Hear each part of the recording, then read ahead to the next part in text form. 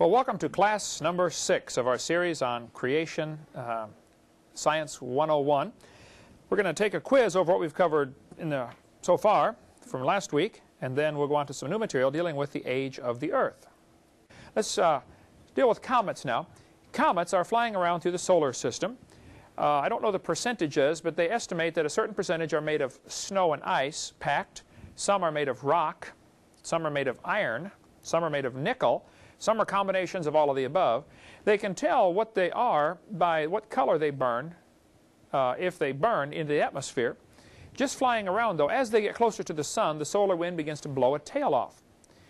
It begins to melt pieces off, and the tail flying behind the comet is actually fragments of cometary material, which means they're constantly losing some of what they have.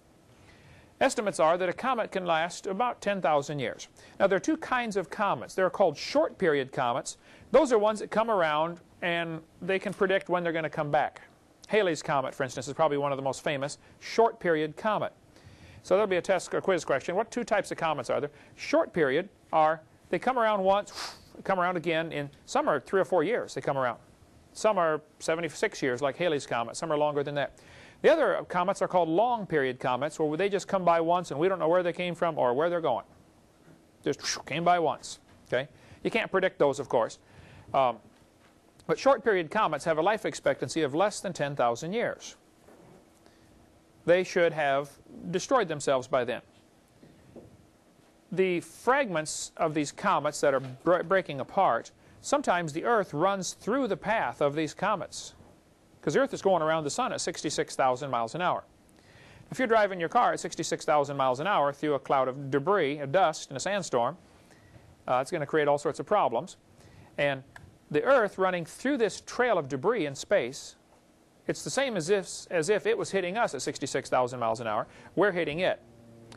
And our atmosphere is 100 to 200 miles thick. It burns up 99.999% of all the debris out there. It acts as a cushion. And so at that speed, the air friction gets up so hot, so fast, it burns them, turns them to ash, and they disintegrate. About 5 fragments a day get all the way through the atmosphere and strike the Earth. Sometimes pretty good-sized ones. When they hit the Earth, they can do a lot of damage. You were with me, you saw the Barringer crater in Arizona. Gigantic hole in the ground. Something hit and blew this massive hole in the ground. They say the bottom of the hole is big enough that you could play 20 football games simultaneously. On the sides of this crater, you could hold, I think they said 2 million spectators if you set it up with bleachers. It's about, I think, 7/10 of a mile across, if I recall. It's named Barringer because some guy named Barringer bought it. He bought the property. It's the middle of no place, Arizona.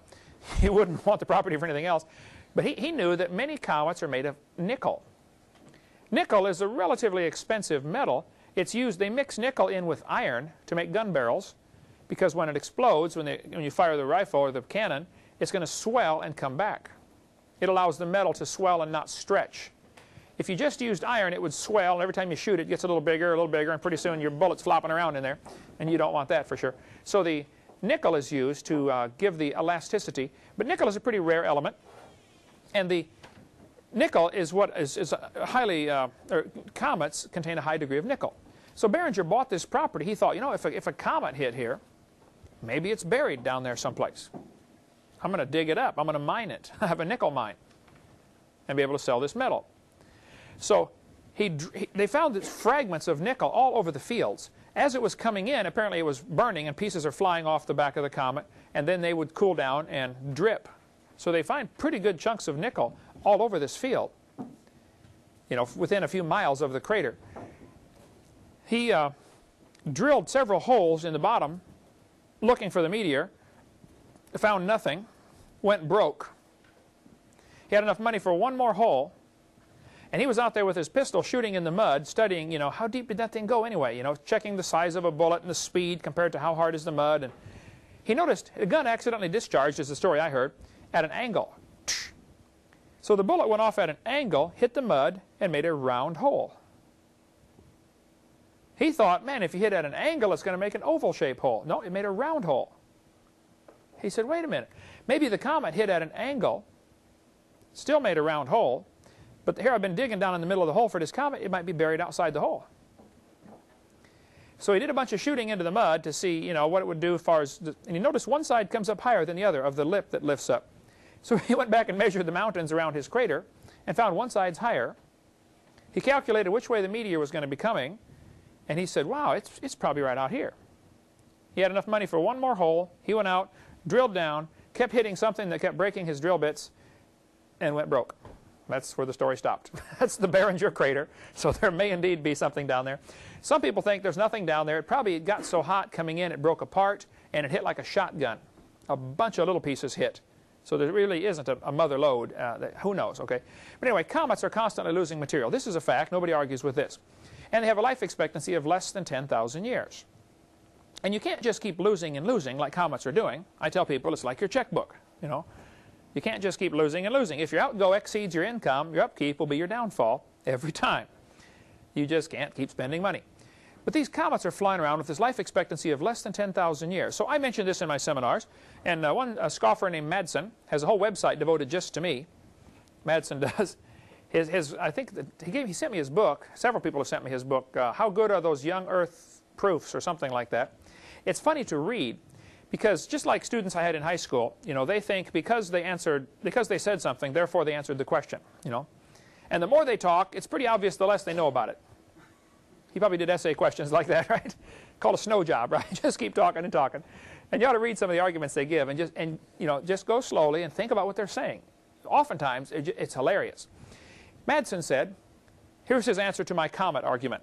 Okay, he said, based on a study of the orbits of several long-period comets, the Dutch astronomer Jan Oort proposed, that means he guessed, he thought, he hoped, he prayed, that a great shell of comets existed at the remote frontiers of our solar system.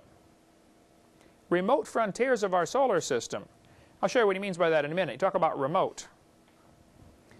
He said better statistics in more recent years have supported the existence of the Oort cloud and put it at a distance of 50,000 astronomical units. Now this would be a quiz question. What is an astronomical unit? That is the distance from the sun to the earth. If you're going to measure the distance in space, you need a bigger ruler. You don't want to say it's 474 zillion inches, you know, between these planets. You need a bigger unit of measure. So the distance from Earth to the sun is 93 million miles, roughly. That is called 1 astronomical unit. Now, we have how many planets in our solar system? 9. Does anybody know the acrostic to memorize the names of them? My very extravagant mother just sent us. My very extravagant mother just sent us 90 parakeets, which would be dumb to do, but what it means is Mercury, Venus, Earth, Mars, Jupiter, Saturn, Uranus, Neptune, Pluto. Pluto is the farthest one out. It is 39 astronomical units away. You cannot see Pluto without an extremely good telescope. He is saying these comets are 50,000 astronomical units away. Now, tell me, do you think he's ever seen those things? I don't think so, right? Here's what they say about the comets, because you're going to have to face this, Eric, when you get out there speaking. Somebody's going to say this Oort cloud is where they're coming from. Well, Earth to Sun is 1 astronomical unit. He's claiming this is 50,000 astronomical units away. What would the force of gravity be, considering the inverse square law? How much pull does the sun have on these comets? Real close to 0, right? Not much, right? Now, no one has ever seen the Oort cloud, of course. This is all theoretical. Oort never saw the Oort cloud. He made it up. He hoped it happened. He thought it might be there, but he does not know that for sure. Now, Oort proposed this in the 1950s. That's what Madsen said. In 1974, there was an article in Astrophysics and Space Science magazine, volume 31, that said, Oort proposed a cloud of comets surrounding the solar system based on mathematical errors. What that means is, there is no Oort cloud. It doesn't exist. But the rest of Madsen's answer is typical of the scoffers. He said, sorry fellas, if you want, he's talking about me, if you want to use the comet argument, it's up to you to prove, beyond a reasonable doubt, that the Oort cloud and other sources don't exist. Now think about what he's saying there. He's saying, if I want to use the comet argument as evidence the solar system is young, I have to prove the Oort cloud doesn't exist. Well, you tell me, how could you prove the non-existence of anything? Why doesn't he prove the non-existence of God? You can't prove the non-existence of anything. And I tell folks, look, if he wants to use my tax dollars to teach all the kids in school the earth is billions of years old, it's up to him to prove it does exist. This is a typical tactic the scoffers use often. They try to shift the burden of proof on you. No, the burden of proof's on him. Here's the facts. We do have comets. They don't last long. 10,000 years seems to be a reasonable estimate for the maximum life expectancy of a short period comet. We still have short period comets. We know they don't last long. They certainly don't last forever. You can't just keep losing material. And the Bible teaches the earth is 6,000 years old. Now that all fits together just fine. So he's got the problem, not me. You will find, Eric, if you listen carefully when they make statements, when they ask you questions, the problem, the solution is in their question, the way they're asking it. Like, don't you believe in evolution? What do you mean by evolution? Well, things change. Well, yeah, things change. Are the changes ever positive? Does the change ever add more genetic information? Never seen that. Does the change ever change it to a different kind of animal? We'll get into more of that later, of how they, when I got a debate tomorrow night, Saturday night in wherever I'm going, Wisconsin. And if you listen to what they're saying carefully, you can pick out, after a little experience doing this, you can pick out exactly what to respond to them. But this guy is saying, it's our job to prove the Oort cloud doesn't exist. This, of course, is ridiculous. This wouldn't hold up 2 seconds in a court of law.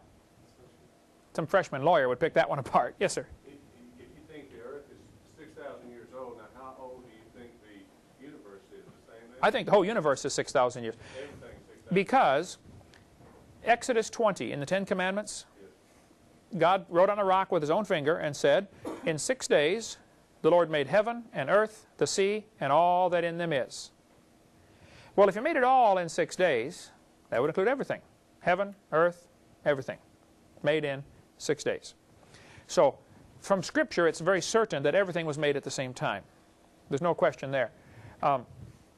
Also, when we look at the evidence from space that we observe, there's no reason to say it's more than 6,000 years old. No reason to say it's billions of years old. The comets don't say that. The star galaxies don't say that. You know, they just all indicate, look, a few thousand years is all we need. Psalm chapter 19. The heavens, notice it's plural. We'll get into that later. Why is it plural? There is more than one heaven. There are 3 heavens mentioned in the Bible. The heavens declare the glory of God, and the firmament showeth his handiwork. The psalmist said, when I consider thy heavens, not if. Now we've got a real problem in this generation because we've got a lot of kids that don't take time to consider the heavens. I tell them, you ought to shut off the TV, shut off the VCR once in a while, and go out and consider the heavens. I remember as a kid, we used to lay out in the yard and look at the clouds and try to see designs in the clouds, you know. Who can see the ships or whatever, you know. And my dad would teach us and Mom would teach us the different kinds of clouds. And what does this mean? You know, when you see the cirrus clouds, that means there's probably going to be a front coming through. Probably in a few days you'll have a rain.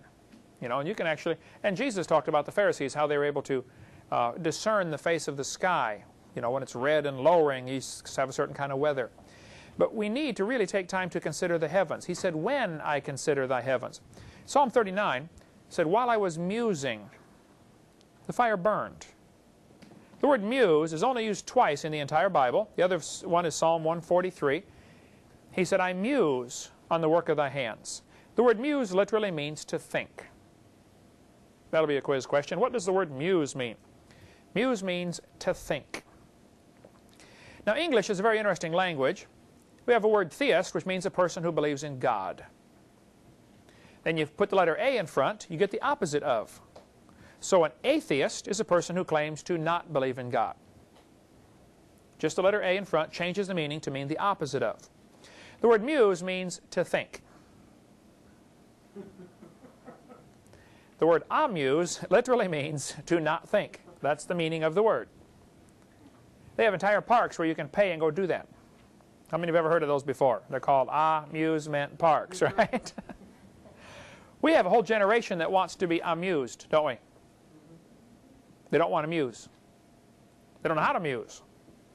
They only know how to be amused. That's why if you watch the Hollywood movies, they get more violent, more explosions. Got to be something bigger, better than the last time. Just like drugs, you know, a person takes drugs or alcohol or anything like that. They want to get this thrill. Well, after a while, it takes more to get the same thrill. The person who drank 4 beers and got drunk, now he's got to drink 6, you know, and then he's got to drink 10, and pretty soon he's got to drink whiskey, and pretty soon nothing works. And the same with a person who chases thrills all their life. The thrill seekers, they're always looking for something bigger or better. They're being amused. They don't take time to muse. Just go outside and lay on the roof and look at the stars. We used to do that as kids. We'd go campouts, you know. Just go look at the stars for a while. I remember up in Colorado one time, we're up in the mountains. We laid out 3 o'clock in the morning. I woke up for some reason, couldn't sleep. I went out, laid on the picnic table, and saw 300 shooting stars in 1 hour. I still remember that, you know, it's 40 years later. It was awesome. Remember laying in Grandpa's driveway in the backyard in the middle of Arkansas, you know, and seeing the shooting stars going all over the place, scores of them. We need to take time to consider the heavens. Because when you do this, the psalmist said, when I consider thy heavens, the work of thy fingers, the moon and the stars which thou hast ordained, what is man that thou art mindful of him?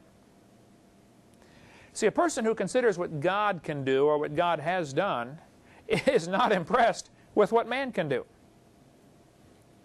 We see the bodybuilder, you know, he can lift 500 pounds. Well, you should see what God can do with 500 pounds. Right? And we've got an entire generation now that are sports crazy. They can rattle off the top 10 football teams and the top 10 baseball teams, but they couldn't name the 12 disciples. We have a problem, folks. We have an entire generation now that has not learned to muse. The story is told of the prince who was going to become the king when Dad died. The dad called him in. He said, son, I'm about to die. You will be the king. Son, I know you're only 20 years old. I'd like you to promise you'll do one thing for me, would you, son? He said, sure, Dad. Now, the boy was anxious to be king because he was going to party, party, party. Man, he's going to throw the biggest party to last the next 25 years. He said, son, I only ask you to do one thing for me. I'm asking you on my deathbed. He said, Father, whatever you say, I promise I'll do it. He said, son, I want you to take the first 30 minutes of every day and do nothing but think. He said, that's all you want? He said, yep, that's all I want. First 30 minutes, no entertainment, just think. He said, okay, Dad, no problem. Well, the first day he thought about all the parties he was going to throw and all the stuff he was going to do, you know, and he had a day all planned out, and he ran off into the day 30 minutes later. After several days, though, it started getting to him. He sat there thinking, you know, where's this lifestyle going to lead me?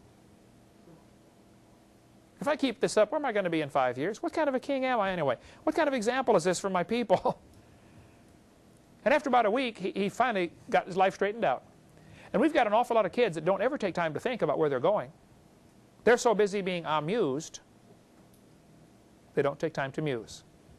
Since television came into prominence in America, it's gotten much worse. We have a lot of kids, honestly, I told my kids in school, what would happen if you couldn't have any electronic devices, no radio, no tape player, no TV, for 24 hours? It's like, oh, wow, I'd die, man. Well, you'd be surprised. You really wouldn't die. You might go through withdrawal for a few days, but you wouldn't die. We didn't have a television in our house for 11 years when my kids were growing up. They didn't have one. I wanted them to learn to muse. I like to see the little kids playing over here in the yard. Kids need to learn to imagine, to make up things. See the kids playing with the trucks and the cars. They have to have, developing an imagination is a vital part of growing up. People who study child development and child growth will tell you, kids that sit in front of the TV from the time they're 2 years old, something's wrong in the way they develop. They're not learning to think. They're learning to be entertained. It's got to affect them somehow. Go out and consider the heavens. According to the book, I think it's Ackerman's book. Is this the one? No, Donald DeYoung's book, Astronomy in the Bible, which I've got in my office. He said it's been estimated there are enough stars that every person on Earth could own 2 trillion of them. Just since part of the course is for Eric's edification here, if you want to learn how to count to big numbers, did we do this before? Million is the number 1,000 with 1 set of zeros after it. Billion, Latin word bi for 2, has 2 sets of zeros. Mono, million, bi, billion, trillion would be the number 1,000 with 3 sets of zeros. Mono, bi, tri, what would come next? Quad. A quadrillion has 4 sets of zeros. Then quint. If a woman has 5 babies, she has quintuplets. So a quintillion would be 5 sets of zeros. That's 15 plus the original 3, 18 zeros. Latin for 6 is sex. A sextillion is 6 sets of zeros. And then sept, S-E-P-T, for 7. Oct for 8. Nov, N-O-V. Sept, oct, nov. Guess what's next? September, October, November, December. Used to be the 7th, 8th, 9th, and 10th month. And then Julius Caesar decided, I want a month named after me, so he made up July. And Augustus Caesar said, well, I want one for me too, so he made up August, and so that shifted everything down. So September, means 7, is the 9th month. Figure that out. October is the 10th month, but that's how they got the names. But just so you know, a trillion is a lot. If you started counting as fast as you could count, you probably couldn't count to a trillion in your lifetime. 2 trillion stars apiece. That's a lot of real estate we can have. And here people fight over just a few square feet down here, you know. There's plenty coming. Job chapter 12 said, speak to the earth, and it shall teach thee. What can the earth teach us? How old is the earth? The earth is like a big magnet. Now here's where the inverse square law would apply. The strength of 2 magnets, the force of attraction, is inversely proportional to the square of the distance between them. Which is why when you deal with electronics, computers, something like that, if you set a computer right on top of a TV, this could be bad because the TV has a giant magnet at the back that is used to direct the stream that's going across your screen. Stereo systems, any speakers have a big magnet in them. If you get a computer too close to a magnet, you create a problem. But if you double the distance, it's only 1/4 of the problem. So distance is the secret with magnets, or shielding, which they have to forget all that. Anyway, the Earth's magnetic field is getting weaker. Now, since a guy named Gauss, G-A-U-S or G-A-U-S-S, I taught science, not English, but Gauss began measuring the strength of the Earth's magnetic field. How strong is the magnetic field of the Earth? They've noticed since he started doing that, in the last 150 years, the Earth's magnetic field has lost 6% of its strength. If we have lost 6% of our strength in 150 years, the theory is that probably the decline in strength will follow what's called a logarithmic digression instead of a linear digression. Let me show you the difference here, what that means.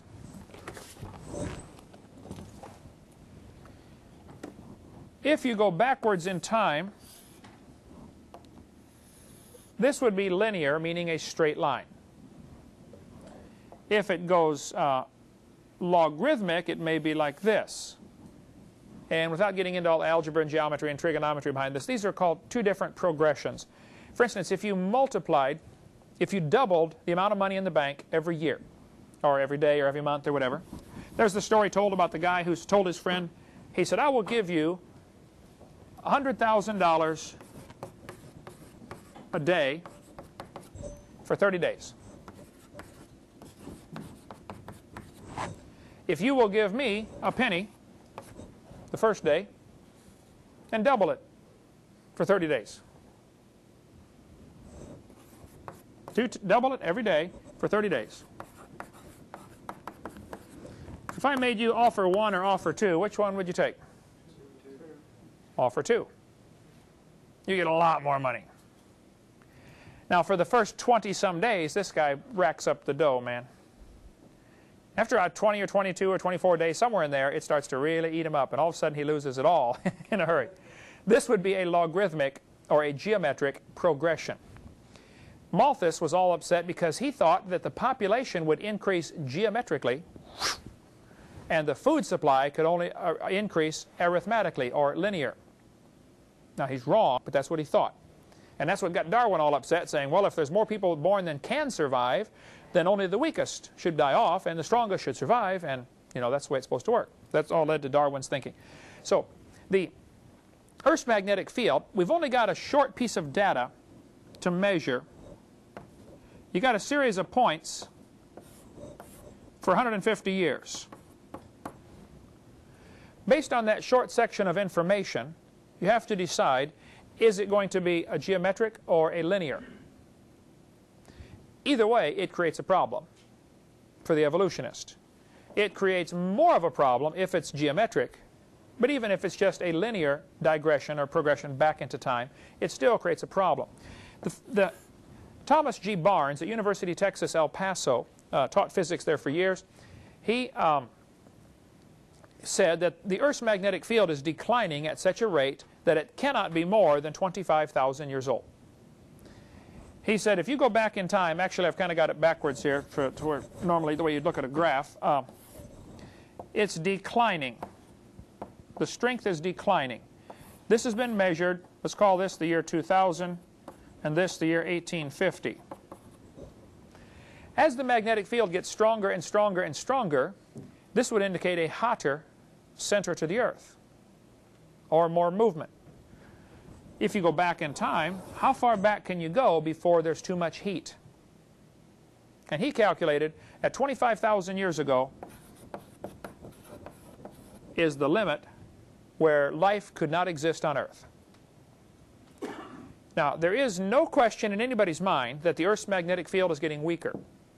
That is never questioned by the atheists or evolutionists or anybody. They all agree it's getting weaker. How do you handle this data is what the problem is. The creationist says, well, this proves the Earth is young. The evolutionist says, no, this is just part of a cycle. It's declining now, but it's reversed through the years. And we talked about magnetic reversals. There are no magnetic reversals at the bottom of the ocean floor. But they say, well, the Earth's magnetic field is reversing. This idea of continental drift and Earth's magnetic field reversing, flipping, is all, I think, a very desperate attempt to salvage the billions of years they need for their theory to look reasonable. When the simple fact is, the Earth is not billions of years old. Okay, so the magnetic field is declining, and this indicates less than billions of years, certainly. It indicates it cannot be billions of years old, and this indicates carbon dating cannot work. Now here's why. The Earth's magnetic field, as it declines, it allows more radiation to get in. One of the protective barriers we have around the Earth is our magnetic field. Hang on here. There we go. The magnetic field protects us from radiation, along with several other things your atmosphere have. But if the magnetic field is getting weaker, more radiation gets in. And it's that same radiation that makes carbon-14. So if the magnetic field was stronger in the past, you would have less carbon-14. So any plants that were breathing this carbon-14, if we're going to check them against today's standard, we're automatically going to get a wrong number because they had less. So the magnetic field is one of the factors affecting the amount of carbon-14 in the atmosphere. Textbooks are going to say the Earth's magnetic field has reversed. This is a typical textbook saying there are areas of reversed polarity. Now the reason they teach this to the kids, even though it's not true, probably the author of the textbook does not know that it's not true. He thinks the Earth's magnetic field has reversed. Let me explain what happened. They dragged a machine across the bottom of the ocean, and plus they did drilling to drill down, bring up samples of rock, and see how strong is the magnetic field in this rock. When you get into iron or magnetite or metals, rock that will store a magnetic field, they can check how strong is the magnet. Measure it, or so many Gauss or whatever units they use for measuring the Earth's magnetic field. they find out there are areas of stronger and weaker magnetism. And so what they did, they graphed out as they moved across the bottom of the ocean. They said, oh, here's an area, here's stronger here. Now it's weaker, weaker. Oh, stronger, stronger, weaker, weaker. And it made a wave, a sine wave they call it. It goes, curves up and down. It was weaker and stronger and weaker and stronger and weaker and stronger. Some guy drew a line through the middle of the sine wave and said, everything below this line is a reversal. And right there's where the problem is. It wasn't a reversal, it was just weaker. If we lined up everybody in the world and found an average height, we'd have short people, tall people, short people, tall people, short people. We draw a line through the middle, find the average. Is everybody below the line underground, or are they just shorter? They're not underground, are they? They're just shorter than the average, that's all. And everything below the line was just less than the average intensity. It was not a reversal. Now, how they get by with this, I don't know. But I think nobody ever checked out the truth is what happened. There are no magnetic reversals on the ocean floor. Only areas of stronger and weaker magnetism. Okay, suppose you can prove there are no magnetic reversals, only weaker areas of magnetism. Now we need to come up with an explanation for why is one area weaker than the others, and we've got that on video number 6. We'll get to that. But what does this do to the evolutionist? You just took away the idea that there are reversals. So now you go back to your original problem. The Earth's magnetic field is getting weaker. So how old is the Earth? If he wants to believe it's billions of years old, now he's going against some clear scientific evidence. It can't be billions of years old. That's for sure. Okay, the Earth is slowing down. Now, scoffers really attack this, what I'm about to give you here, this proof of a young Earth. But in 1990, the newspaper article here in Pensacola said, we're going to have to give 1990 one last tick. On New Year's Eve, they added an extra second into the clock. This article says, regular clocks use days as a measure, which are growing longer by 1,000th of a second or more daily as Earth's rotation slows. The Earth is slowing down. This is Astronomy Magazine, 1992. They said Earth's rotation is slowing down. June will be 1 second longer than normal because we're going to have a leap second. There's actually, it's called the International Earth Rotation Service. One of those government jobs. Somebody needed, somebody's uncle needed a job, so they started a new program to keep track of this. But the Earth is slowing down.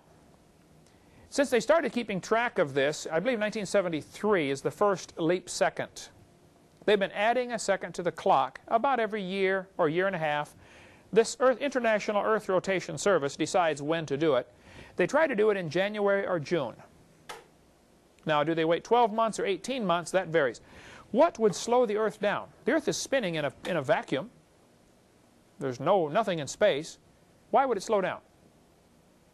There are at least 3 factors that slow it down. Who can tell me what any of them are? Gravity from the sun, would that have anything? Gravity from the sun, I don't... Well, because of the inverse square law, gravity from the sun is pulling a little bit stronger on the close side of the Earth than it is on the far side of the Earth. There's an 8,000-mile difference there. So there's a little more pull on the near side than there is on the far side. I don't know if it's even measurable if the gravity from the sun would slow it down. The 3 factors, maybe a good bonus question at least, maybe not, or if not a quiz question. But one is the Earth is spinning, but the inside is liquid. So there's going to be a little bit of internal friction by the liquids moving around inside. If you were spinning a basketball that was full of water, there'd be some friction inside with this liquid versus this hard surface. And the crust of the Earth is not the same thickness at all places. It's thicker under the continents and very thin under the oceans. So you have a liquid moving a little bit inside of a ball that is not smooth inside, because the crust of the Earth is not consistently uniform and smooth inside. The liquid down inside, when it comes out, we call it magma. Volcanoes put out the lava. That's magma, the liquid rock coming out. The place where it changes from solid to liquid, nobody's ever seen this. This is theoretical. But they did try to find it, actually. They were going to drill down and try to find where does it change from solid to liquid. Some scientist, I forget what country he's from, he had a strange name, Moho Ravisic was his name.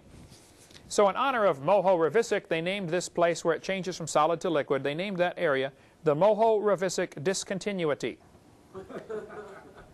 For short, they call it the Moho, okay? M-O-H-O. They spent a lot of money trying to drill down to find the Moho. Where does it change? The way that they know it changes from solid to liquid is pretty surprising and pretty ingenious the way they do this. When an earthquake is happening in San Francisco, it shakes the ground, they can have a machine here in Pensacola that can sense the ground shaking that far away. I mean, if I stomp on the floor here, can you feel it where you are? Well, if I drop a 20,000-pound weight on the floor here, they'll feel it down the block, right? As the earth shakes, you can feel it different parts. Now, the movement travels different through solid than it does through liquid. So they noticed if you have an earthquake in San Francisco, in Tokyo, their machines move. A few seconds later, they move again. It's not a different earthquake. It's the same earthquake, but they travel through the crust of the earth one speed and through the liquid at a different speed. Yeah, they're called S and P waves, I believe. You can study that in earth science about the different.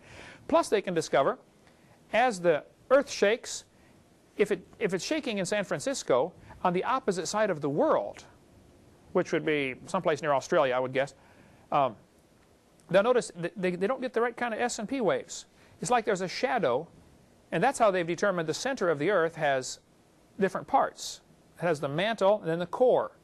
They said there's something solid in the core, and I don't know how much is proven, but it is pretty reasonable that there seems to be a shadow to the S and P waves, or whichever is which, as they go through the earth, indicating there's something even more solid inside called the core of the earth. Could it mean that there's something solid, or that could it possibly be hollow? Or hollow, yeah. And it's spinning and it throws it. Yeah, if it's hollow, brings up another interesting set of theories you could come up with on that. Who knows? But anyway, the earthquakes, with these, they can tell what the crust of the earth is like. So one of the factors that is slowing the earth down is the liquid center. The other factor is the liquid surface.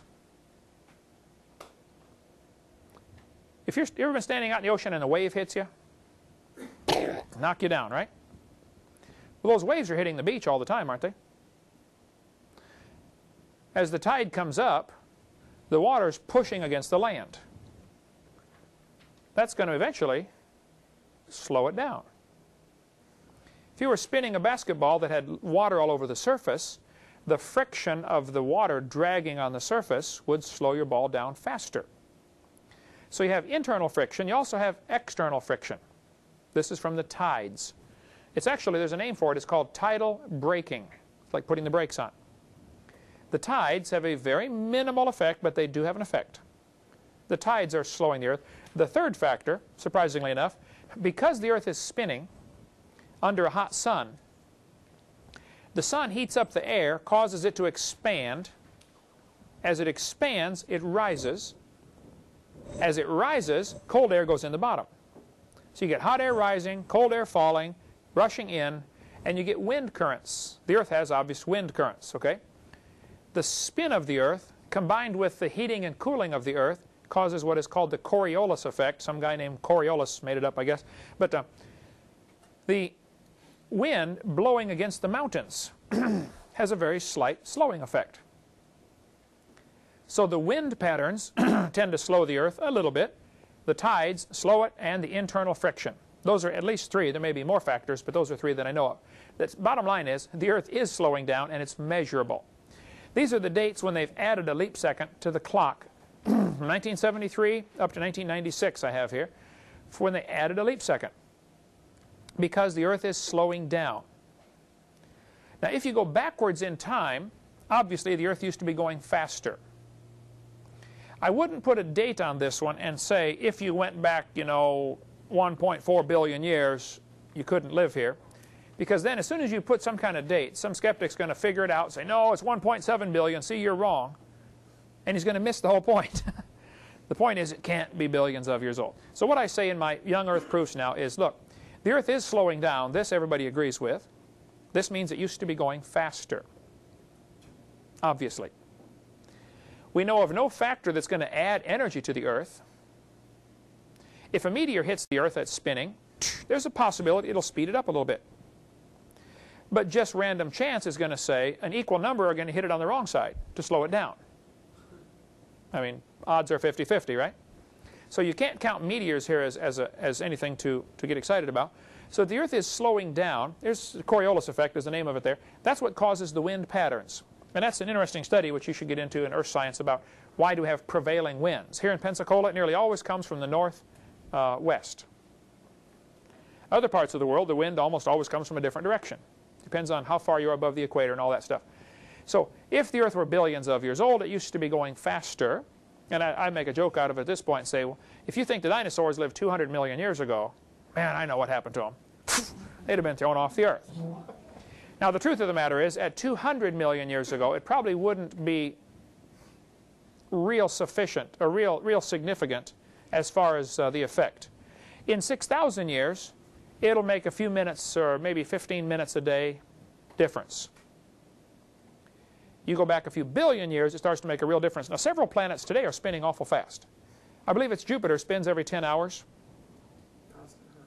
That's a giant planet, for one thing, and it's spinning every 10 hours. Venus spins once every 443 days, or something like that. It's real slowly spinning. So different planets have different spins, and who cares? You can learn all that stuff if you like. But the Earth is slowing down in its spin for at least 3 factors, which means obviously it used to be going faster. This puts a time limit. For one thing, the textbooks are going to tell the kids the Earth is billions of years old. The Earth formed, according to them, 4.6 billion years ago. Now, at that time, the Earth would have been spinning an awful lot faster. If the Earth was spinning, say, let's just say it's spinning 20 times faster, the Earth is almost a perfect ball. What happens to a ball when you spin it real fast? Flattens out. Becomes like a frisbee, right? So if the Earth was cooling down 4.6 billion years ago and spinning lots faster, it wouldn't be round. The crust would have hardened in an egg shape. Frisbee. We wouldn't have a near perfect ball. The Earth is flattened right now. The poles are pulled in, I think it's 20 miles. It's about 20 miles wider at the equator than it is at the poles because of its spin.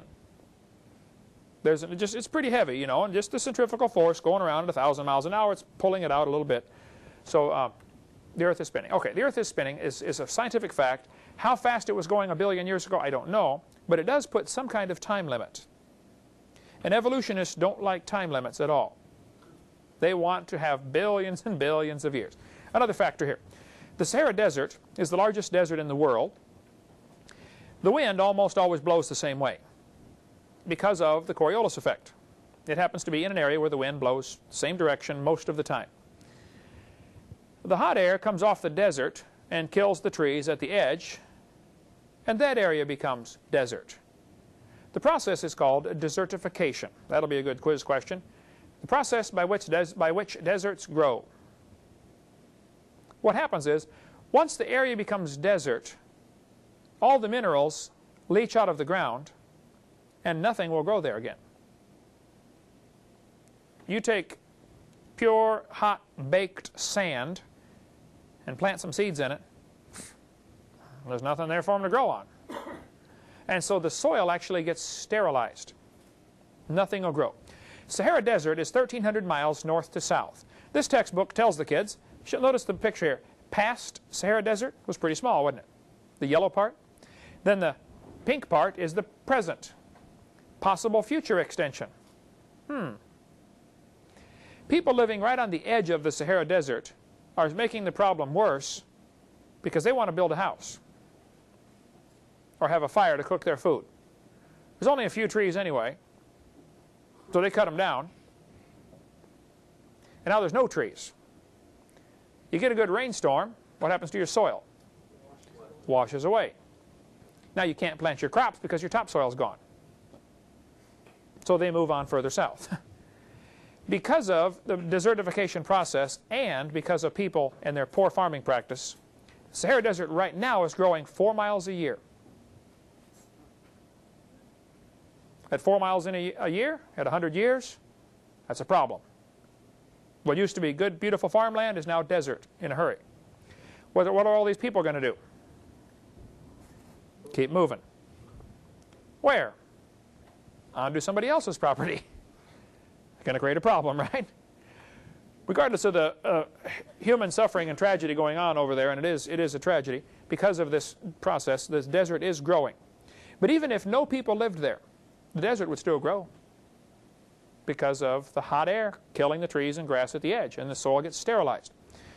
They did quite a study on this and said the Sahara Desert is about 4,000 years old. Actually, now with satellites, they can go up and fly over with the satellites and look down and see where old rivers used to be. Riverbeds all over the Sahara. Used to be a lush tropical forest. Sahara Desert's about 4,000 years old. Now that brings up an interesting question. If the Earth is billions of years old, why don't we have a bigger desert someplace? Why do you think the largest desert in the world is less than 4,000 years old? You have a theory about that, Dan? Yeah, me too. You see, about 6,000 years ago, God made everything. 4,400 years ago, there was a flood. In this flood, everything drowned, of course, and it's pretty hard to have a desert under a flood. And so the biggest desert in the world should be less than 4,400 years old, if the Bible is correct. Oh, and it is. Well, what do you know? So here we have an interesting correlation that the Bible date is correct. Roughly 4,400 years ago, a worldwide flood. When they drill down into the ground, they hit oil. The oil's under pressure up to, I don't know, I've not heard of any exceeding this, but up to 20,000 pounds per square inch of pressure. That oil wants out of there. How many have ever seen the movies where they drill down and hit a gusher? The oil comes squirting up out of the ground, okay? Not all oil wells are that way, believe me, but some are. Incredible pressure. When we lived in Texas, we had a lot of guys that worked in our church that worked in the oil field. And being a science teacher, I was always curious about the oil, you know, and how do they do this? And I would go out and visit the oil wells and, you know, watch them drill this stuff. They drill down about 1,000 feet, a big 12-inch hole. That's quite a post hole digger, by the way, they've got for that. They dig down 1,000 feet. Then they put a special donut down there called a blowout preventer. And they run wires up to the top to a switch. Then they go and they drill through the middle of their blowout preventer. They drill a 4 or 6 inch hole the rest of the way down. If they hit a high pressure pocket, the switch automatically trips to close it off. Because in the early days, they would drill down for gas or oil. They hit one of these high pressure pockets, and it comes shooting up out of the ground so hard, it eats the side of the hole away, and the hole gets bigger and bigger and bigger from all this oil squirting up. Pretty soon, everything falls in the hole. People, buildings, tractors, everything. There was one in Texas, East Texas, I believe, where it ate up an entire acre, collapsed. Killed a bunch of people. Everything just swallowed up into the ground. It wasted a lot of oil, too. Blows all over the place. So now they prevent that with what's called a blowout preventer. Who cares, right? The fact is, oil wells often have incredible pressure down there. Now, the guys who deal with this have to have special tubing, special valves, special equipment. They're ready to handle incredible pressure. The scientists who studied the rocks on top of the oil say this rock can't handle the pressure for more than about 10,000 years. The pressure should have leaked off. What would eventually happen is the rock's going to crack. When I was in Texas, in the middle of oil patch in Longview, Texas, we had guys, I'd go soul winning, and they would say, oh, I do frack jobs for a living. So you do what? He said, yeah. We drill down, we pump the oil out of the ground. Now you got to figure way down there, it's like a big sponge, only hard rock sponge, a sandstone sponge. You pump out the oil, it soaks into the hole, you pump out some more, and you got to wait till more oil soaks in. The oil's not in any hurry to get to the hole, just gravity fed, okay, or under pressure. But after a few years, you've pumped out an area about as far as you can get. Now your oil well quits pumping. Nothing down there to pump anymore. So they pull the pump out, pull the well out, pull the pipe out. They pour in a bunch of liquid nitrogen, and then quick pour a bunch of concrete in the hole to fill the hole in, maybe 100 feet of solid concrete. The concrete hardens, the nitrogen is hot, turns to gas, expands, and it creates so much pressure, it cracks the rock underground. And cracks go shooting out for hundreds of yards in all directions. It's an underground explosion is what it is. And they're fracturing the ground, out, from here to PCA. Now the oil over there has got a crack to flow through, so it flows into your hole. You can start pumping it again. Of course, now you got the problem. You've got your concrete plug. You got to drill that out. So it's a real expensive process, but that you can study all that if you'd like, get into oil production. But the fact is, we do have pressure. It doesn't last long. So two obvious questions should come up. Why is there oil in the ground? Where did it come from? And why does it still have pressure? Nearly all scientists agree that oil comes from organisms, living organisms, that are squeezed and heated. Under pressure and heat, you can convert a ton of garbage to oil in a few minutes. There's a good article in Creation magazine, Creation ex nihilo. If you get the 1990 edition, I believe is where it is. Also, Impact article number 155 are some good ones to read if you want to study. And Eric, you should do this. Definitely read up on oil formation. Scientists can take a ton of garbage and squeeze it into oil in the laboratory in about 20 minutes. They did a test where they took some organic material. Now, the word organic means something that used to be alive. Plants, animals, okay, is organic. Oil is, almost everybody agrees, comes from organic material, plant or animal or human. Under pressure and heat will change to oil. Hitler, it is reported, some of the Jews that were killed, he took the bodies and had them baked to produce oil for his tanks. I don't know, I can't verify the story, but I've had several folks tell me, yes, it's true, that they didn't do that with all of it, but they did it with some to see if it would work. They'd found it was too expensive to do. Okay, the pressure and heat produces oil. So I don't know what the numbers are, but let's say you can make a barrel of oil for $1,000. You take a ton of garbage, squeeze it, heat it, turns to oil. One person said to me the other day, why don't they make oil that way, cut the price of gas? I said, well, you can drill and pump the oil out of the ground for about 20 bucks a barrel. If they start producing it for $1,000 a barrel, your gas is going to cost, $1,000 a gallon. You better leave it alone, okay? It's still cheaper to drill it. The fact is it could be done. It just isn't practical to do that. So oil can form quickly. So the obvious question would be, how did the oil get way down there in the ground? 3, 4, 5, 6,000 feet down, 2 miles down. All over East Texas, they drill down 3,800 feet, I believe is the number, and they get into the seam where all the oil is. They can pretty well count on it. We drill down 3,800 feet, you're probably going to hit oil. In Kilgore, Texas, remember the oil museum? They had 28 oil wells on 1 acre, the size of our property. They called it the world's richest acre. They pumped it for years and finally pumped it dry. Today it's just a museum. Okay, there's no more oil, not enough oil on there to make it worth going after. But Sinclair Oil Company has the dinosaur as their logo because they say the dinosaurs turned to oil. And they're probably right. And they, these guys drill for oil all the time. Sinclair is still a very valid company, mostly out west. You don't see them much here, but in Arkansas there are Sinclair gas stations, and all over out west, Sinclair Oil Company. The article, How Fast Can Oil Form? Creation ex nihilo, volume 12, number 2, page 30, talks about that. I've got this sign in my office from Sinclair saying that dinosaurs have been mellowed for 80 million years. Now, slow down a minute. Yes, the dinosaurs probably turned to oil, but it wasn't 80 million years ago. I think that all happened at the time of the flood. Very simple. You got a world full of people, full of animals, full of plants. Now you get a flood that destroys everything. The flood lasts for a year. At the same time as the flood's going on, you got volcanoes blasting ash and lava up, and you got all kinds of bad things happening to the earth. You're going to get all these carcasses buried under thousands of feet of mud, sediment, debris, rocks, lava, ash. The pressure, how much does a cubic foot of water weigh? 8 pounds. A gallon is 8 pounds. 62 pounds, 64, 62 pounds, okay, depending on what kind of water it is, salt water, etc. If you lay it on the ground and I put a box 1 cubic foot on top of your stomach and filled it full of water, 62 pounds. Let's stack up 10 of those boxes. 10 feet of water puts 620 pounds of pressure per square foot. Let's stack up 100 of them. 6,200 pounds of pressure per square foot, right? Now, wouldn't we're surrounded by water?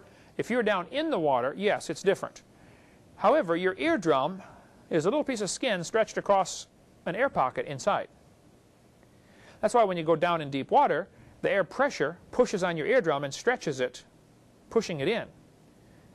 And you have to go slowly so your air inside your head, in your eustachian tube, can equalize the pressure. That's why when you go up and down the mountains, you have to hold your nose and blow, to pop your ears, to equalize the pressure. Scuba diving, you have that, especially if you have sinus trouble, you have trouble scuba diving because, your ears will never equalize. Who cares, right? Rock weighs more than water, right?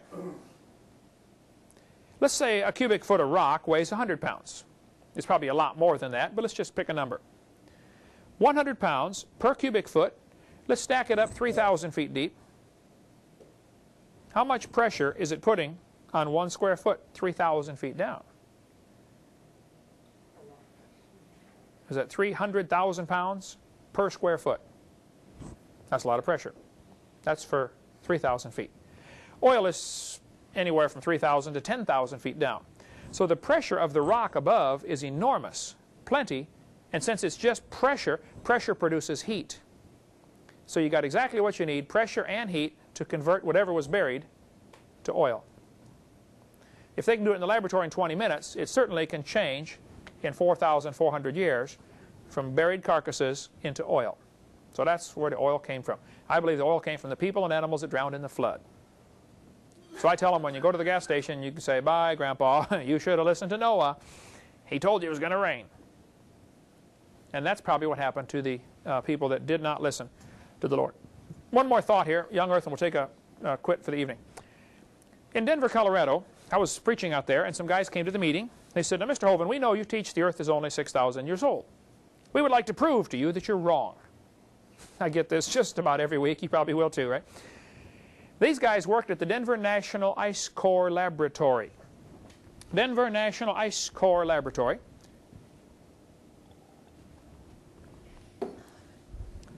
It is a section of the Federal Center in Denver, Colorado.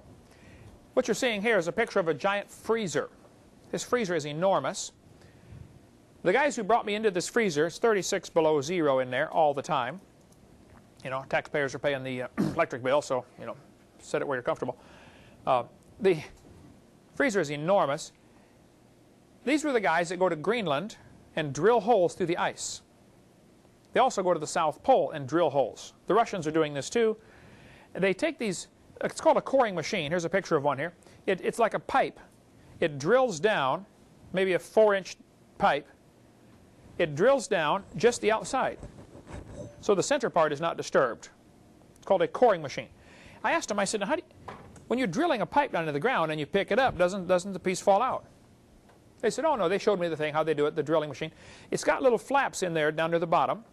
When they stop turning, as soon as they start to lift up, these flaps come in and catch. So they drill about a 6-foot section at a time. They drill down. As soon as they start to lift it, it snags the bottom and breaks it off.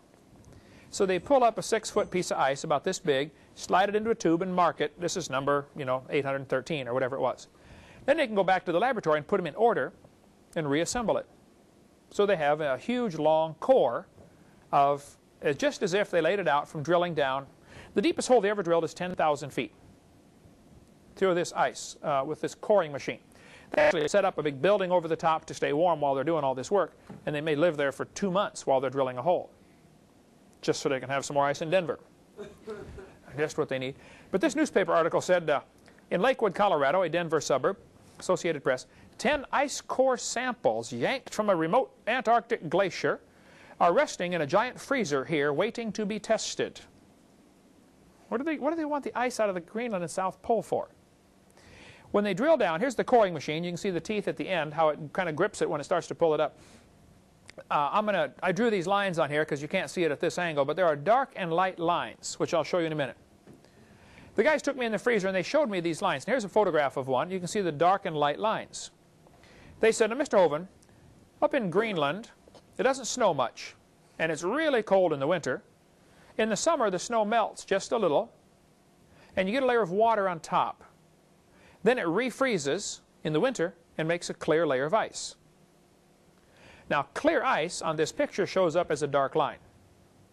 If it never gets a chance to melt, the snow is going to pack or press down and make a white layer of ice. So they said what these layers represent is summer and winter, summer, winter, summer, winter, summer, winter. Well, that's not true, as we'll see. The rest of this newspaper article said, in Greenland and Antarctica, where the weather is consistently dry and very cold, the glaciers are miles thick, but the annual rings are very thin. Summer, winter. Now here's where the problem is right here. The deepest cores can measure over 10,000 feet. Cores from Greenland drilled since 1990 show the northern climate was erratic 135,000 years ago. All they do, you count back 135,000 rings and assume we can look at the weather patterns. Did they get more snow or less snow in Greenland? Well, what's the obvious assumption in all of this? That the rings are annual. Just because you got a clear line and a white line, packed snow and melted snow, doesn't mean it's annual, does it? We know that it's not.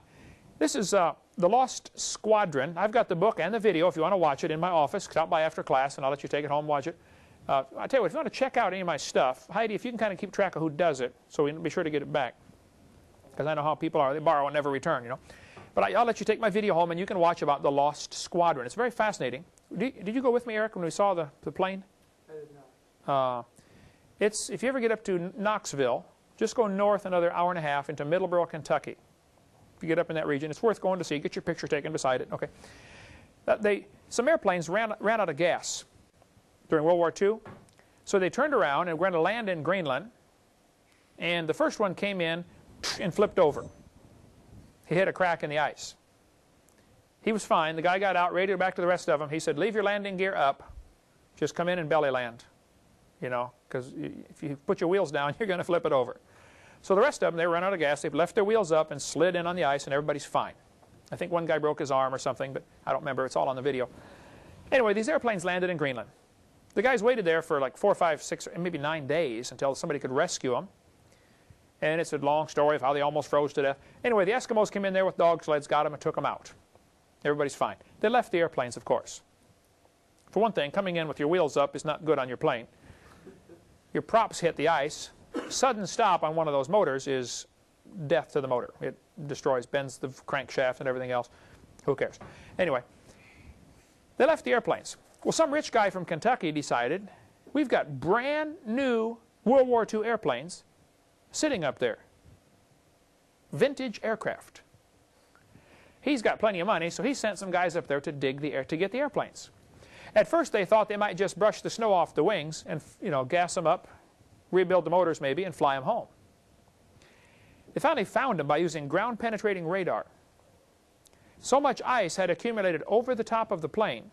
The planes were under 263 feet of ice in 48 years.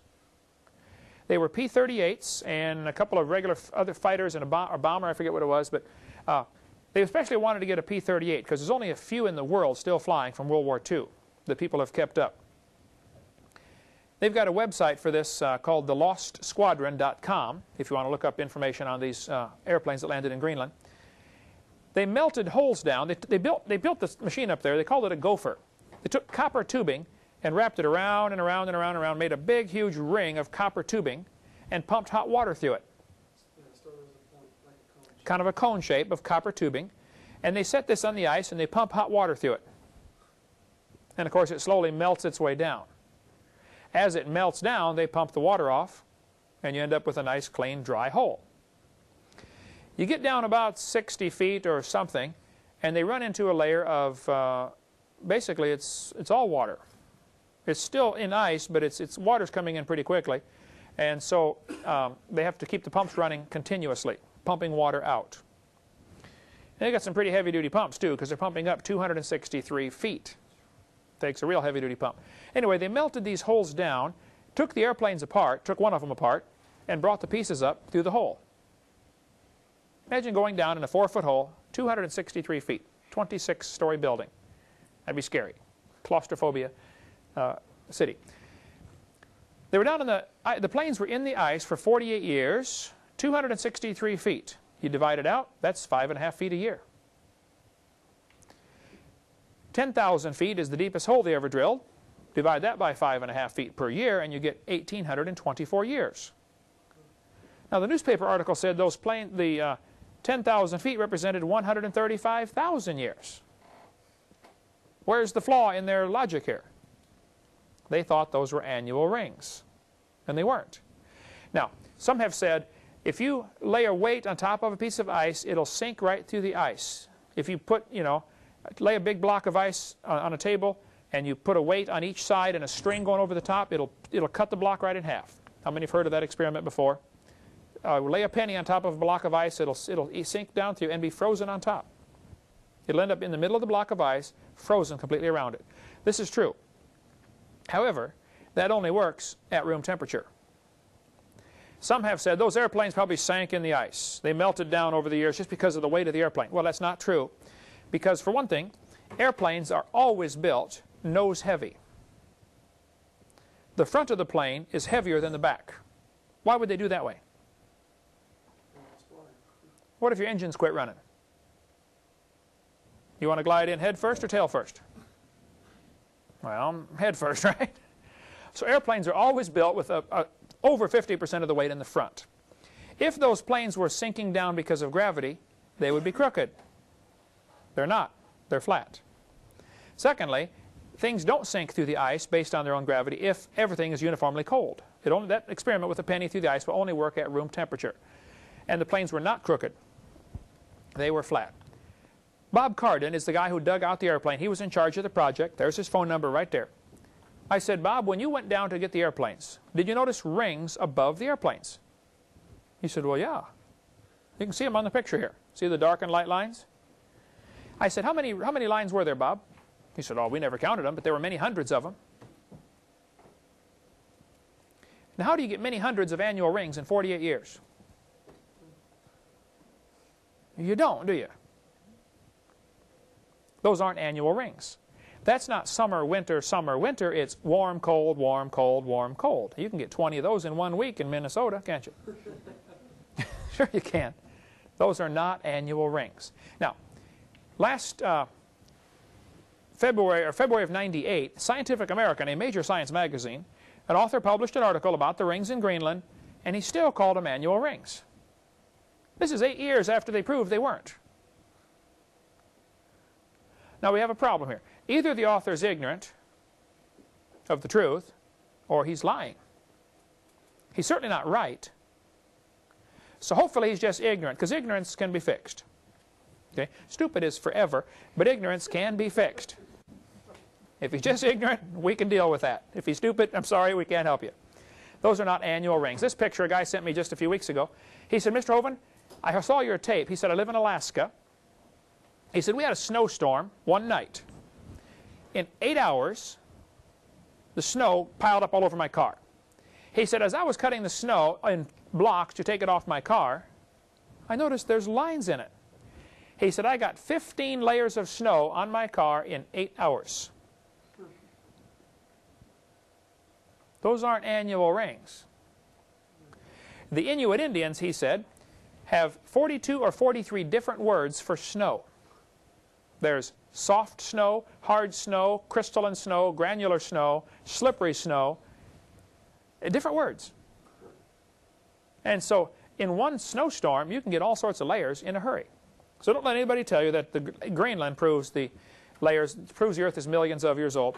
But invariably, when you do a debate or when you get into an email discussion with somebody, they will say, the varves in the ice, they call it a varve, V-A-R-V-E, the varves in the ice prove the Earth is more than 6,000 years old.